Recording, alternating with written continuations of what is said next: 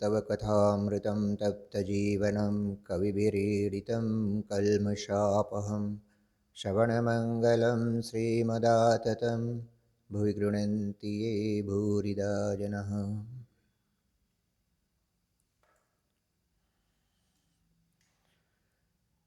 श्री रामकृष्ण वचनामृत चिंतन। इस श्रृंखला के पिछले अंक में हम देख रहे थे मास्टर महाशय जब श्री रामकृष्ण के समीप तृतीय बार उपस्थित होते हैं तो एक महत्वपूर्ण प्रसंग पर चर्चा चल रही थी। मास्टर महाशय के पहुंचने से पहले ही प्रसंग प्रारंभ हो चुका था, इसलिए प्रारंभ कहाँ से हुआ यह तो पता नहीं चलता, परंतु मुद्दा यह था कि आध्यात्मिक पथ पर चलने वाले व्यक्तियों का अन्य संसारी व्यक्तियों के प्रति व्यवहार कैसा रहे। इस समस्या के भी दो पहलू हमने देखे थे।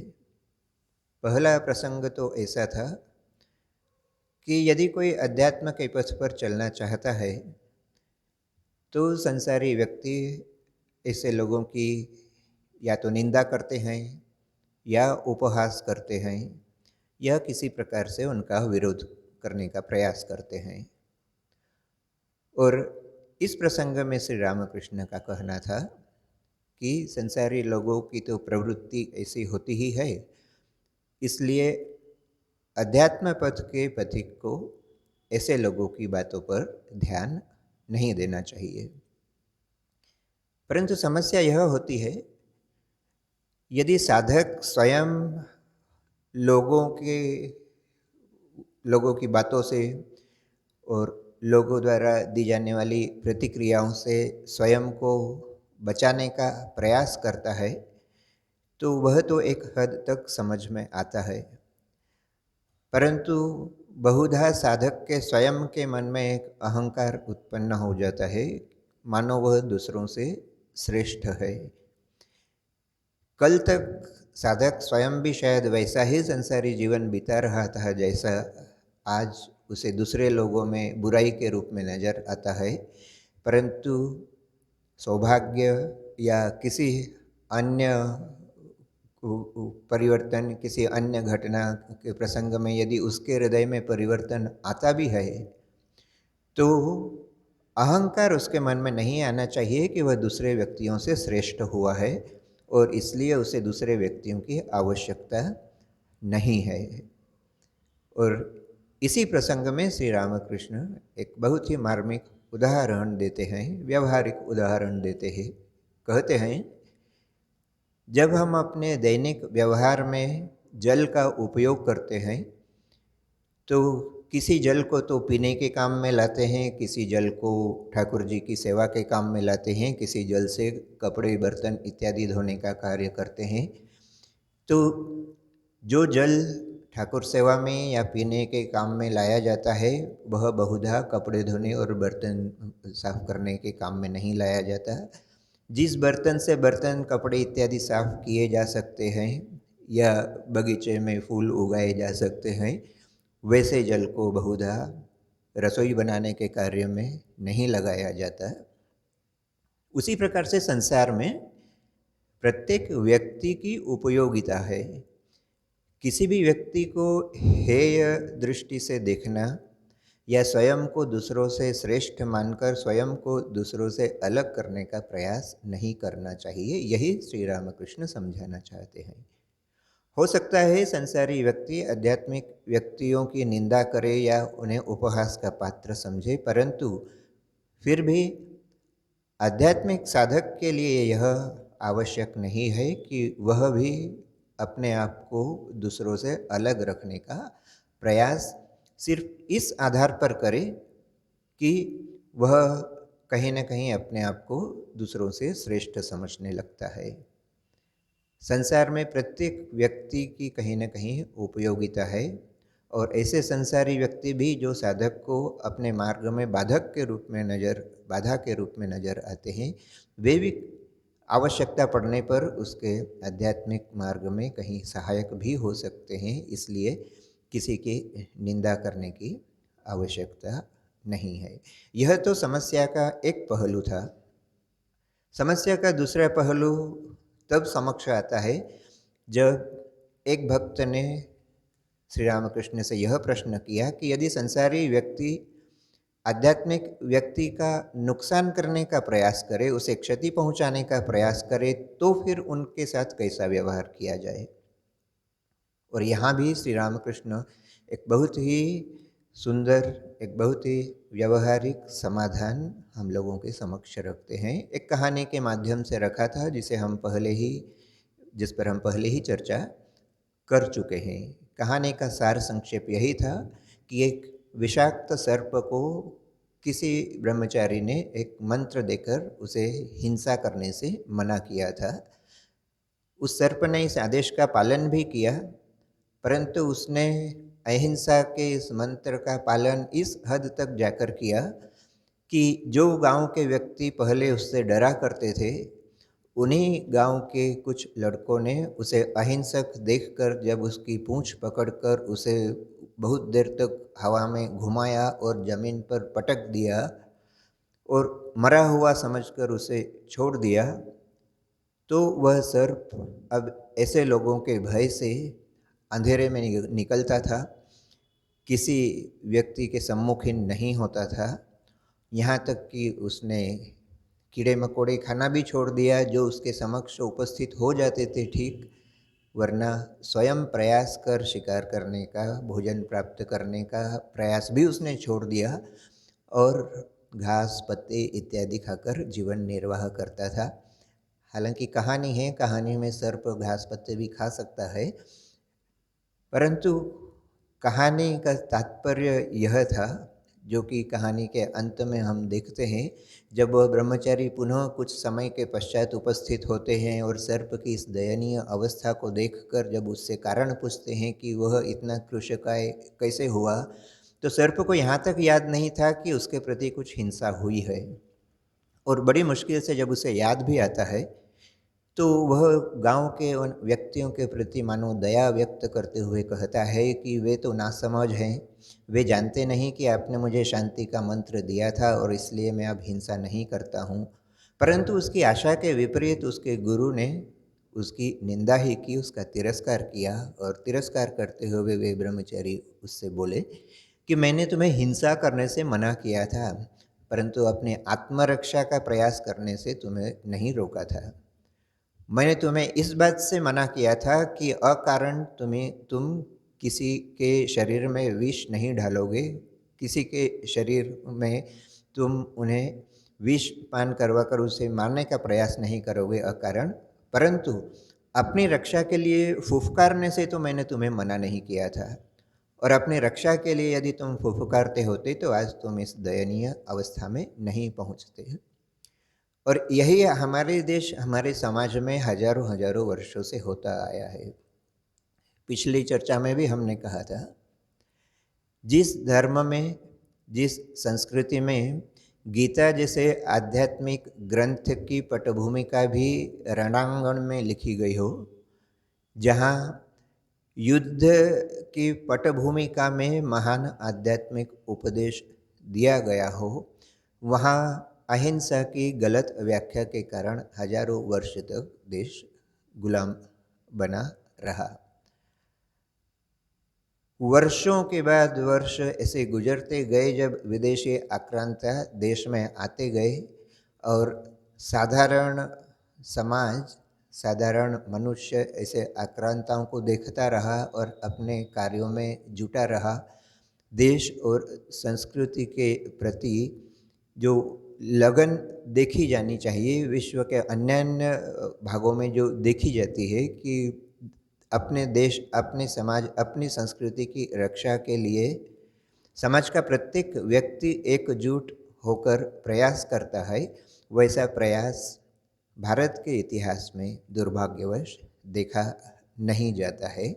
आज भी परिस्थितियाँ बहुत अधिक बदली नहीं है।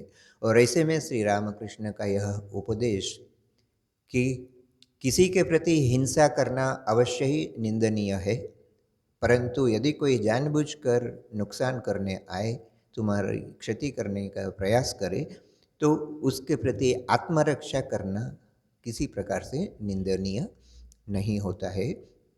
यही उस कहानी के माध्यम से हम शिक्षा ले सकते हैं।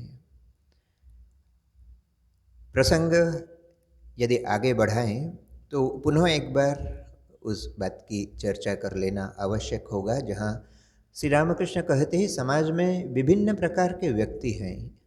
आध्यात्मिक व्यक्ति यदि यह सोचने लगे कि सभी मेरे समान क्यों नहीं होते हैं तो फिर स्वाभाविक रूप से कहा जाता है कि जो अध्यात्म के विरोधी है उनके पक्ष में भी यही बात स्वाभाविक ठहरती है। वे भी इस बात की प्रार्थना कर सकते हैं कि लोग क्यों अध्यात्म के पथ पर चले, सभी हमारे समान विषयी, सभी हमारे समान लोभी, सभी हमारे समान इस जीवन को ही एकमात्र सत्य मानकर इसका अधिक उपयोग और उसके लिए यदि दूसरों का गला काटना पड़े, दूसरों को यदि ठगना पड़े तो वैसा ही प्रयास करने वाले सभी व्यक्ति क्यों नहीं होते।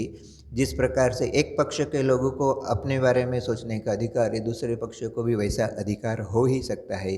तो यह जो विभिन्न प्रकार के लोग हैं, जैसा कि कुछ समय पहले उदाहरण में हमने देखा, श्री रामकृष्ण कहते हैं कि एक ही जल परंतु उसके उपयोग विभिन्न हो सकते हैं। मानो उसी प्रसंग में श्री रामकृष्ण चर्चा को आगे बढ़ाते हुए कहते हैं,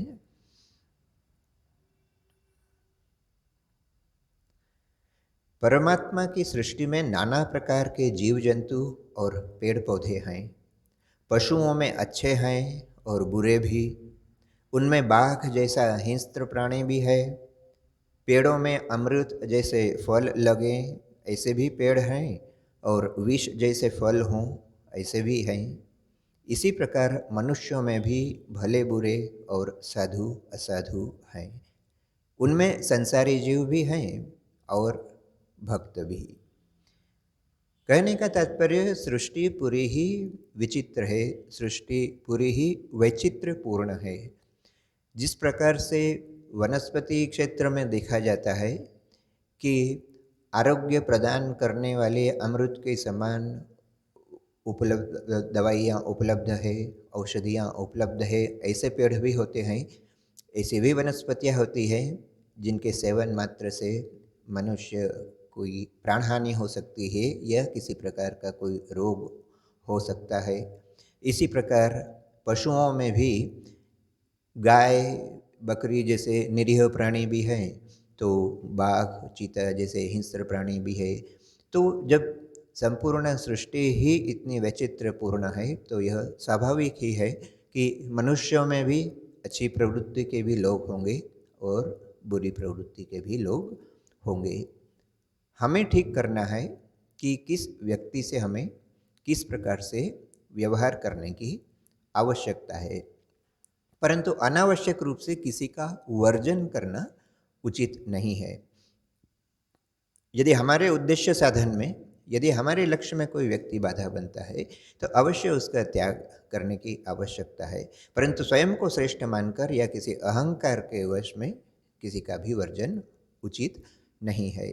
और अध्यात्म के प्रसंग में ही देखा जाए तो जब श्री रामकृष्ण कहते हैं कि संसार में विभिन्न प्रकार के व्यक्ति उपलब्ध हैं, तो अध्यात्म की दृष्टि से श्री रामकृष्ण ऐसे व्यक्तियों को 4 श्रेणियों में विभक्त करते हैं। इन 4 श्रेणियों में विभक्त मनुष्यों की उपमा श्री रामकृष्ण देते हैं और कहते हैं कि ये 4 श्रेणियों के मनुष्य को हम नित्य मुक्त या बद्ध जीव या मुमुक्षु जीव या मुक्त जीव, इस प्रकार से उनका नामकरण कर सकते हैं। इस बात को समझने के प्रयास में श्री रामकृष्ण की ही बताई हुई एक कहानी का आधार लेंगे। इसी प्रसंग में श्री रामकृष्ण वह कहानी भी बताते हैं। श्री रामकृष्ण कहते हैं, जब कोई मछुआरा तालाब में मछलियाँ पकड़ने के लिए जाता है तो वह जाल फेंकता है। उस जाल में कुछ मछलियाँ तो कभी फंसती ही नहीं हैं। कुछ मछलियाँ ऐसी होती हैं, या कहा जाए तो अधिकतर मछलियाँ ऐसी होती है, उस जाल की सीमा में आने वाली अधिकतर मछलियाँ जाल में फंसती ही है। अब ये जो जाल में फंसने वाली मछलियाँ हैं, इनकी भी 3 श्रेणियाँ श्री रामकृष्ण करते हैं। वे कहते हैं कुछ मछलियाँ ऐसी होती है जो जाल में फंसती है और उन्हें इस बात का आभास भी होता है और इसलिए वे उस जाल से मुक्त होने का प्रयास करती है। ऐसी मछलियाँ जो जाल में स्वयं को आबद्ध पाती है और मुक्त होने का प्रयास करती है, इन प्रयासरत मछलियों में भी कुछ मछलियाँ हैं जो सचमुच जाल से बाहर निकल जाती है, परंतु सभी प्रयासरत मछलियाँ जाल से निकल नहीं पाती है। परंतु तृतीय तृतीय श्रेणी की मछलियाँ हैं और अधिकतर संख्या श्री रामकृष्ण कहते हैं अधिकतर मछलियाँ उस श्रेणी में आती है जो जाल में फंसती भी है और उन्हें उस बंधन का आभास भी नहीं होता है, बल्कि वे जाल को ही मानो एक प्रकार से मुंह में दबाए हुए और तालाब या सरोवर की जो तलहटी है, उसका जो कीचड़ है, उस कीचड़ में जाकर चुपचाप धंस कर बैठ जाती है और मन ही मन मानो समझती है कि वे बड़ी सुरक्षित है। उन्हें इस बात का आभास नहीं होता है कि कुछ समय के पश्चात ही जब मछुआरा जाल को खींचेगा, तब वे मछुआरे के चंगुल में होगी, उसके जाल में फंसी हुई होगी और उनकी प्राण हानि अवश्यंभावी है। ये जो 4 प्रकार की मछलियाँ श्री रामकृष्ण बताते हैं, ऐसी जो कभी जाल में फंसती ही नहीं है, दूसरी जो फंसती है परंतु निकलने का प्रयास करती है, तीसरी जो उस प्रयास में सफल हो जाती है और चौथी श्रेणी की मछलियाँ जो बिना किसी सोच विचार के जाल में फंसी हुई होने के पश्चात भी चुपचाप कीचड़ में बैठे बैठे यही सोचती रहती है कि वे बड़ी सुरक्षित है। इस उपमा के माध्यम से, इस उदाहरण के माध्यम से श्री रामकृष्ण कहना चाहते हैं समाज में भी मानो 4 प्रकार के व्यक्ति देखे जाते हैं। कुछ जो हैं जिन्हें श्री रामकृष्ण नित्य मुक्त कहते हैं, ऐसे नित्य मुक्त व्यक्ति कभी इस संसार रूपी जाल में फंसते ही नहीं है। ईश्वर कहो या यमराज कहो या किसी भी नाम से एक विधि का विधान है, जहाँ जन्म लेने के पश्चात जिस प्रकार से संसार की अन्य व्यक्तियों या अन्य वस्तुओं को पाने के लिए जिस प्रकार से हम लालायित होकर उन्हें ही एकमात्र सत्य मानकर अपना सारा जीवन उन चीज़ों में ही झोंक देते हैं जिनका एक न एक दिन अंत होना ही है, परंतु जो एकमात्र सत्य और जो ध्रुव सत्य है कि एक दिन इस संसार को छोड़कर जाना है, उसी बात को हम भूल जाते हैं। जो व्यक्ति उस उद्देश्य को, उस अंतिम सत्य को, उस ध्रुव सत्य को स्वीकार कर फिर इस जीवन में अपना निर्वाह करते हैं और इस संसार रूपी जाल में स्वयं को कभी फंसने ही नहीं देते, ऐसे व्यक्तियों को श्री रामकृष्ण नित्य मुक्त व्यक्तियों की संज्ञा देते हैं। बहुत कम व्यक्ति ऐसे होते हैं, बहुत उंगलियों पर गिनने लायक व्यक्ति मिलेंगे पूरे समाज में हजारों वर्षों के इतिहास में जो इस श्रेणी में आते हों, जो कभी इस संसार रूपी जाल में फंसते ही नहीं है। परंतु ऐसे नित्य मुक्त व्यक्तियों की श्रेणी में यदि हम नहीं भी आते, और निश्चित रूप से हम तो नहीं ही आते हैं, तो हम उस श्रेणी में आते हैं जो इस जाल में फंसे हुए हैं। परंतु इस जाल में फंसे हुए व्यक्तियों में भी ऐसी मछलियां जो मुक्त होने का प्रयास करती है, इन्हीं को आध्यात्मिक साधक के रूप में देखा जा सकता है, जिन्हें पता है कि हम संसार रूपी जाल में तो फंसे हैं और जब तक हम जाल में फंसे हैं, इस जाल के अंदर अपना जीवन निर्वाह करने के लिए जिन वस्तुओं की, जिन व्यक्तियों की, जिन परिस्थितियों की आवश्यकता है, उन्हें हम नकार भी नहीं सकते, उन्हें पाने का प्रयास करना भी निरर्थक नहीं कहा जा सकता, परंतु फिर भी वे ध्रुव सत्य नहीं है। एक न एक दिन उन वस्तुओं का त्याग हमें करना ही होगा, इसलिए जो उस जाल से निकलने का प्रयास करते हैं, इस श्रेणी में भी यदि हम आते हैं तो मनुष्य जीवन की सार्थकता नजर आती है। और ऐसे ही श्रेणी के व्यक्तियों को श्री रामकृष्ण कहते हैं मुमुक्षु जीव। परंतु जैसा कि स्वाभाविक है, उस जाल से निकलने का प्रयास करने वाली सभी मछलियां सफल नहीं होती, ऐसे ही सारे मुमुक्षु जीव भी स्वतंत्र नहीं हो पाते, मुक्त नहीं हो पाते। भगवत गीता में भगवान श्री कृष्ण कहते हैं मनुष्याणाम सहस्रेषु कश्चित् यतति सिद्धते। तो हजारों हजारों मनुष्य में बहुत कम व्यक्ति ऐसे होते हैं जो मुक्त होने का प्रयास करते हैं। और उसी श्लोक में भगवान कहते हैं कि वो जो मुक्त होने का प्रयास करते हैं ऐसे हजारों हजारों व्यक्तियों में भी बहुत कम होते हैं जो सचमुच में मुक्त हो पाते हैं। परंतु फिर भी यह मुक्त होने का प्रयास जो है यही जीवन को एक नई दिशा दे सकता है, यही जीवन में एक परिवर्तन ला सकता है, यही हमारे संसार के प्रति हमारे दृष्टिकोण को बदल सकता है।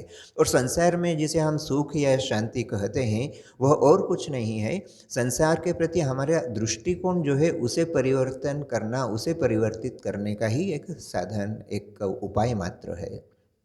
तो यदि हम संसार जाल में फंसे भी हैं और यदि उससे मुक्त होने का प्रयास करते हैं तो यही अपने आप में एक बहुत बड़ा परिवर्तन है। और इस साधन मार्ग पर चलते चलते यदि सचमुच हमारी मुक्ति हो जाए तब तो फिर हम उस श्रेणी की मछलियों में आ सकते हैं जिन्हें श्री रामकृष्ण मुक्त कहते हैं, जो किसी प्रकार से उस जाल से, उस बंधन से निकल जाती है। परंतु दुर्भाग्य की बात यह है कि अधिकतर व्यक्ति उन बद्ध मछलियों की श्रेणी में ही आते हैं जो भले जाल में फंसे हो, जो भले ही मृत्यु के मुंह में जाने ही वाले हैं, परंतु फिर भी इस बात का आभास तक उन्हें नहीं होता है और वे मानो कीचड़ में इस शांति के साथ बैठे रहते हैं कि उनके जीवन को कोई नुकसान होने ही वाला नहीं है। और इस प्रकार की श्रेणी से अपने आप को ऊपर उठाने का प्रयास जो है यही हमें अध्यात्म मार्ग सिखलाता है। इसलिए श्री रामकृष्ण कहते हैं, बद्ध जीव संसार के कामिनी कांचन में फंसे हैं, उनके हाथ पैर बंधे हैं, किंतु फिर भी वे सोचते हैं कि संसार में कामिनी कांचन में ही सुख है और यहाँ हम निर्भय हैं। वे नहीं जानते इन्हीं में उनकी मृत्यु होगी। बद्ध जीव जब मरता है तब उसकी स्त्री कहती है, तुम तो चले पर मेरे लिए क्या कर गए। माया भी ऐसी होती है कि बद्ध जीव पड़ा तो है मृत्यु शैया पर चिराग में ज़्यादा बत्ती जलती हुई देखकर कहता है, तेल बहुत जल रहा है, बत्ती कम करो। तो श्री रामकृष्ण जो भी उदाहरण देते कहीं न कहीं उन्होंने जीवन में वे स्वयं देखे थे, परंतु ऐसी घटनाएं जिन्हें सामान्य रूप से हम देखा करते हैं परंतु उन पर कोई गंभीर रूप से कोई विचार नहीं करते, उनमें से कुछ तात्पर्य निकालने का प्रयास नहीं करते। परंतु श्री रामकृष्ण प्रत्येक घटना को और प्रत्येक व्यक्ति की कही हुई बातों को आध्यात्म के पक्ष से देखकर उसे कहीं न कहीं ईश्वर प्राप्ति के साधन के मार्ग में देखने का प्रयास करते थे। और इसलिए हो सकता है उन्होंने ऐसे उदाहरण कहीं देखे हो कि जो व्यक्ति मृत्युशैया पर पड़ा है वह भी इस बात की चिंता कर रहा है, बजाय इसके कि कम से कम सारा जीवन उसने जो किया हो कम से कम अंतिम समय में तो ईश्वर का नाम स्मरण करे, बजाय इसके उसका मन इसी में लगा है अंतिम क्षण तक भी, जबकि वह बोलने में भी अक्षम है, बात करने में भी सक्षम नहीं है, तब भी किसी प्रकार से हो सके तो इशारे के माध्यम से ही वह यह समझाने का प्रयास करता है कि दिए में बत्ती थोड़ी यदि नीचे कर दी जाए तो थोड़ा कम तेल जलेगा। यानी तब तक भी उसका मन संसार में ही फंसा हुआ है, इस बात की ओर श्री रामकृष्ण इशारा करते हैं। कहते हैं, बद्ध जीव ईश्वर का स्मरण नहीं करता, यदि अवकाश मिला तो या तो गप करता है या फालतू काम करता है। पूछने पर कहता है, क्या करूं, चुपचाप बैठ नहीं सकता, इसी से घेरा बांध रहा हूं। कभी ताश ही खेलकर समय काटता है। सब स्तब्ध होकर सुन रहे हैं। यह जीवन की वास्तविकता है। ऐसे मनुष्यों का अभाव नहीं, ऐसे मनुष्य हमारे चारों ओर बिखरे पड़े हैं जो भूलकर भी ईश्वर का नाम स्मरण करने का, ईश्वर का स्मरण करने का प्रयास नहीं करते हैं। जो करते हैं उनकी तो वे हंसी उड़ाते ही हैं, उनका तो उपहास करते ही हैं, स्वयं कभी उस मार्ग पर चलने का प्रयास नहीं करते। और ऐसे ही व्यक्ति होते हैं जो संसार में सबसे अधिक असंतुष्ट भी नजर आते हैं, उन्हीं के मुंह से सभी प्रकार के दुख और कष्टों की चर्चा भी अधिक सुनाई देती है, और एक ही साथ वे कभी उससे मुक्त होने का प्रयास भी नहीं करते। मानो श्री रामकृष्ण की वह उपमा, वे मछलियाँ जो पड़ी तो है कीचड़ में, जो जाल में बंधी हुई तो है, जिनके लिए मछुआरे के हाथ में पड़ना ही एकमात्र ध्रुव सत्य है, परंतु उसके पश्चात भी वे कभी मुक्त होने का प्रयास नहीं करती। यही संसारी व्यक्ति की सबसे बड़ी विडंबना है। लोग समय के अभाव का बड़ा वर्णन करते हैं, परंतु यदि अपना जीवन यदि हम स्वयं विश्लेषण कर देखें, पूरे 24 घंटे के समय में कितना समय हम ठीक ठीक कार्यों में लगाते हैं, तो खुद ही समझ सकते हैं कि ऐसा बहुत सा कार्य, जब हमें कहीं आध्यात्मिक स्थल पर जाने में या आध्यात्मिक चर्चा सुनने में जब हम समय के अभाव का वर्णन करते हैं, परंतु यदि देखा जाए तो दिन का ऐसा बहुत सा अंश ऐसा है, बहुत सा समय ऐसा है जब हम उस समय को निरर्थक बातों में या निरर्थक प्रयासों में ही बिता देते हैं। विशेषकर आज के इस इंटरनेट युग में जब सभी के हाथ में मोबाइल, तो बच्चों से लेकर बड़ों तक बूढ़ों तक सभी के हाथ में मोबाइल हो और इंटरनेट हो, और फिर लोग यह कहे कि समय नहीं मिलता है, तो ये बड़ा हास्यास्पद ही लगता है। क्योंकि जितना समय मोबाइल पर व्यक्ति गुजारता है, उसका आधा समय भी यदि आध्यात्मिक चर्चा में गुजार दे तो बहुत उसकी आध्यात्मिक उन्नति संभव हो सकती है। श्री रामकृष्ण के समय में इंटरनेट नहीं था, तो उन्होंने अपने आसपास के देखे हुए उदाहरण ही हम लोगों के समक्ष रखे हैं कि मानो व्यक्ति के पास समय है, करने के लिए कुछ नहीं है, तो कोई घर के आसपास बेड़ा बना रहा है, वो आवश्यकता हो तब तो वो करना ही पड़ता है, परंतु निरर्थक रूप से कोई कहीं अपना समय बिता रहा है, कोई ताश खेल रहा है, या कोई गप मार रहा है, या कोई और अन्य किसी प्रकार से अपना समय जाया कर रहा है। इन्हीं उदाहरणों के माध्यम से श्री रामकृष्ण यह संदेश देना चाहते हैं कि व्यक्ति चाहे तो अपने समय का सदुपयोग कर सकता है। आज के प्रसंग को यहीं पर विराम देते हैं। ओम शांति शांति शांति। हरि ओम तत्सत। श्री राम कृष्णार्पणमस्तु।